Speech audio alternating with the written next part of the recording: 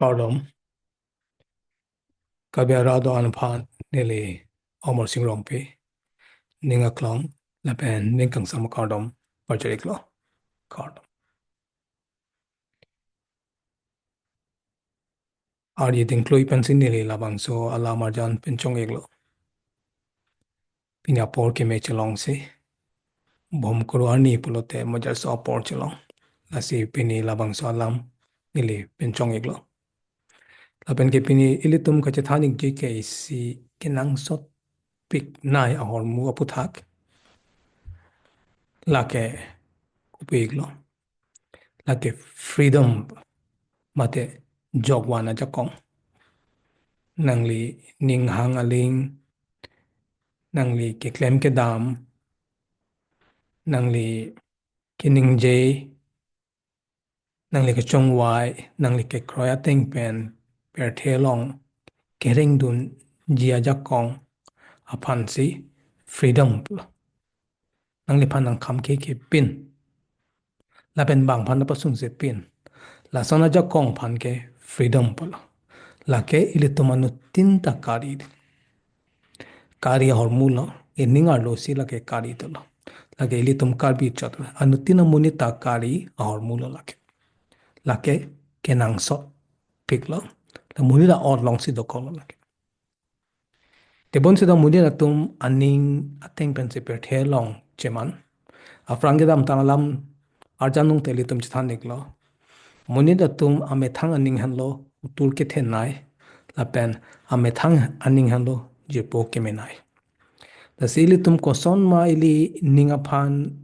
kachichini ma de ke cherep ma de ke chapari deng un la sona ting si per the long ta ili tum chaman po da sili tum kolo bang la ka chung wa ye not ili ning bang kolo bang la ka chung wa ili tum ili ninga phan chilang dam ni kolo bang la ili tum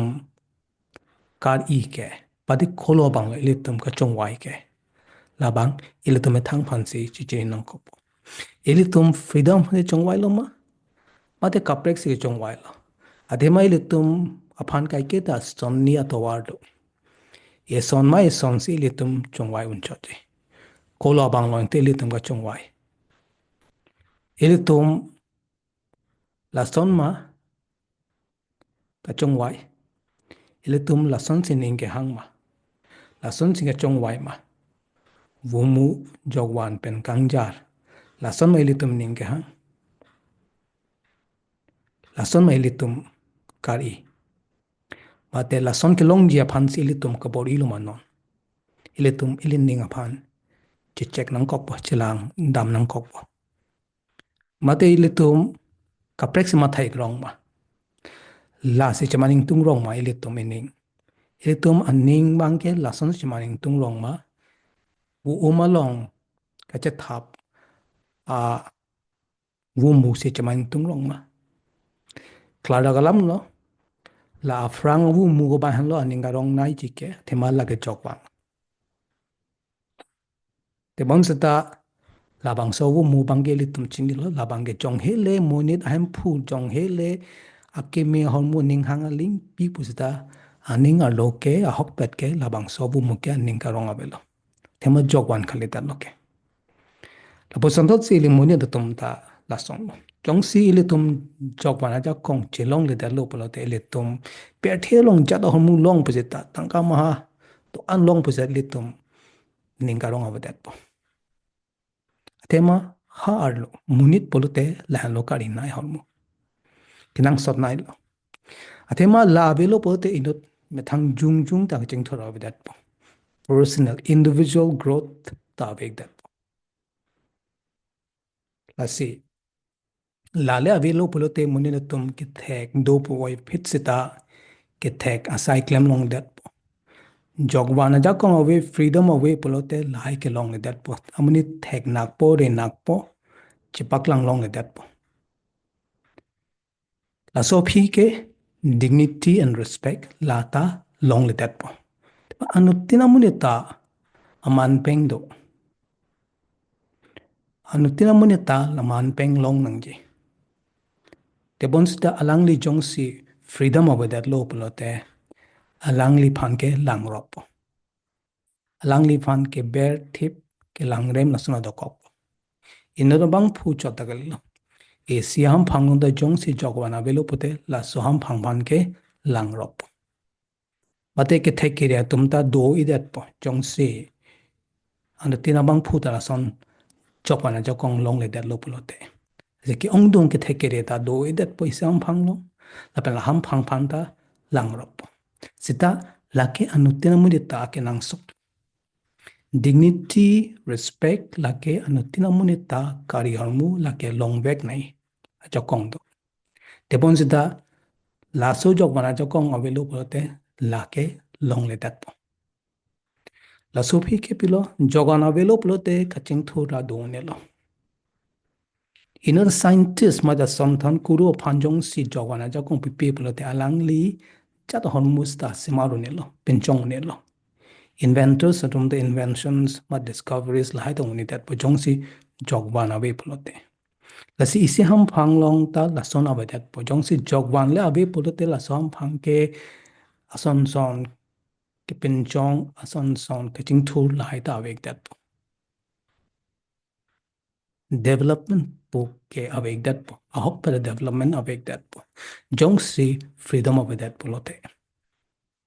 temala dak methang ke thek jakong che paklang long that po ason song ke thek pen ki claim ja jakong ta ave that po ke la sophie ke moral responsibility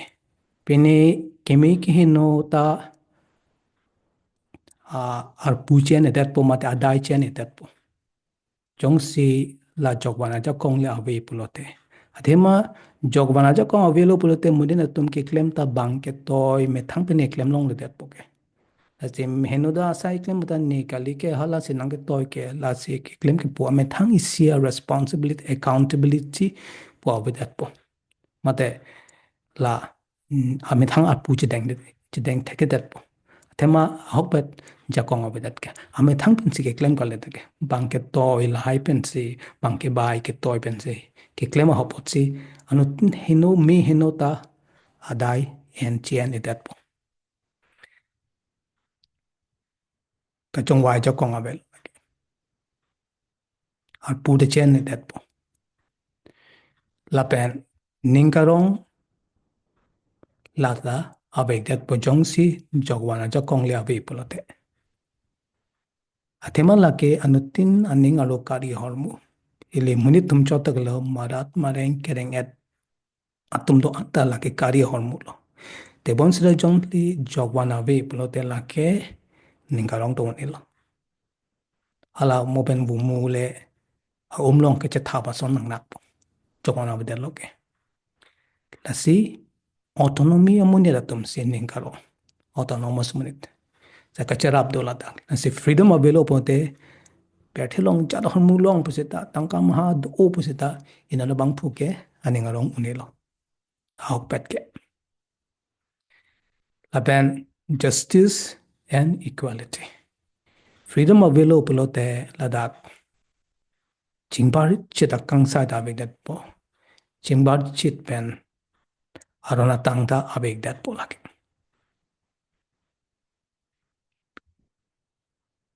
ano tin phanta isi vet eklai vet pen kangsai asonta abeg dat po laban ke jutsi human rights pate munit ateng pen ke long nang yi aja kong lai ta long le tat po ta hok pet ke muni tum anu tin muni ta long nang yi to aja kong jogwan aja kong lai ason som jingbar ke jingbar chila aja kong equality justice lai jingbar piet pen lage de ke alam pu pelo de alam pu pelo la pen dhorom alam pu pelo la pen pine arso pinso palam belon anutin amunita inut munit polote lahaya jakong long ni si rights to jakong do human rights te bons ta jong si freedom avelo pote lahai alang tum ke long ni hamu bangke long ni dat klasi lahano ke nang sot nai per thelom muni tum ke nang sot nai ke freedom mate jokwan ajakong jokwan pen kamatha ke klem ke dam bang phan pasik sak sipin pen me thang pen ke kroi me thang ning ke hang ateng pen ka chong wa ateng pen per thelong ke dodun abang sa jakong ke modin tum kari nai lo apen la long pulote monin tum reng dog rek ni per thelong tudun thekpo korwang thu